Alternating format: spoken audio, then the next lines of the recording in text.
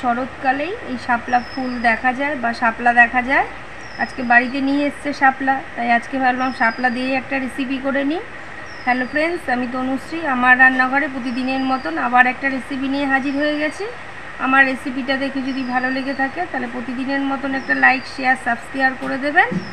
আজকে রেসিপিটা হচ্ছে শাপলা করব, তার জন্য পুরোপুরি নিরামিষ। তার জন্য দেখো শাপলাগুলোকে ভালো করে ছাড়িয়ে কেটে নিয়েছি। শাপলা কাটাটা খুব ইজি, সবাই নিরামিষ শাপলা তৈরি করব। দেখো ওর জন্য একটা পেস্ট করে রেখেছি মিক্সিতে। কি আছে এর মধ্যে? আছে সাদা সর্ষে, কালো সর্ষে পরিমাণে কম, নারকেল আর পোস্তটাই বেশি, তার মধ্যে আছে কাঁচা লঙ্কা। এটা দিয়েই আজকে রান্না করব। গ্যাস অন করে খালি কড়াই বসিয়ে দিয়েছি। খালি কড়াই গরম হয়ে গেছে। কড়াইতে দিয়ে দেবো সরষের তেল।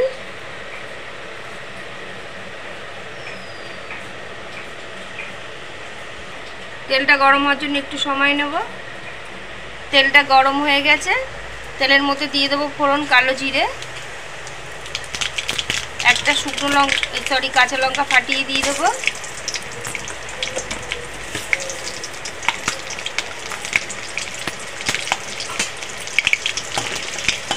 ফোড়নটা ভাজা হয়ে গেছে। আগে থেকে যে কাটা শাপলা এগুলো দিয়ে দেবো।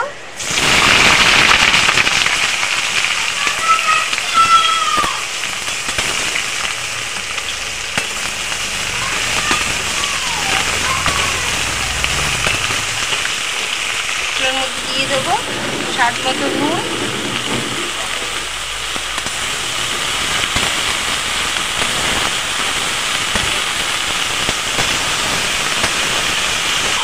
একটু সময় একটু ঢেকে রেখে দেবো। কিছুক্ষণ ঢাকা দিয়ে রেখেছিলাম।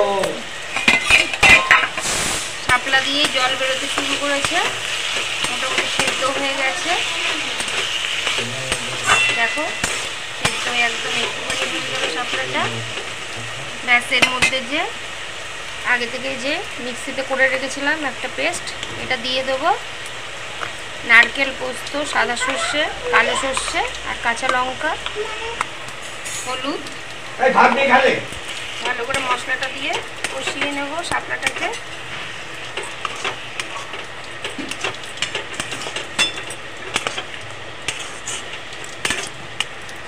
মশলাটা কষাতে কষাতে স্বাদ মতন আবার একটু নুন দিয়ে দেবো। স্বাদ হওয়ার জন্য চিনিও দিয়ে দেবো। ভালো করে নেড়ে চেড়ে মিশিয়ে নেব।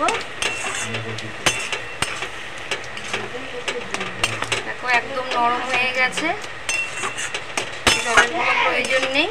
শাপলার যে এক্সট্রা জল থাকে সেটাতেই হয়ে যায় পুরোপুরি সেদ্ধ।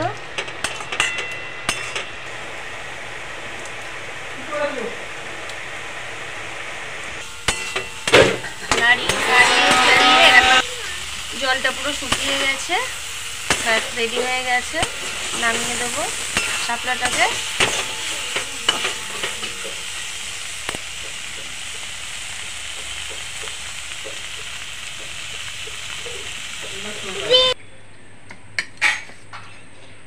শাপলা একদিনকার এরকম করে খেয়ে দেখতে পারেন, নারকেল পোস্ত বাটা দিয়ে, দারুণ লাগবে। আমি এটার মধ্যে প্রথমেই তো বললাম সে আর দু রকম সর্ষের ভাগটা কম দিয়েছি, পোস্ত আর নারকেলটাই বেশি দিয়েছি। খুবই ভালো লাগে শাপলার এই রেসিপিটা গরম গরম ভাতের সাথে। আর ভালোবেসে প্রতিদিনের মতন পাশে থেকে একটুখানি ভালোবাসাটা দিয়ে যাবেন। ভালো থাকবেন, সুস্থ থাকবেন। Thank you.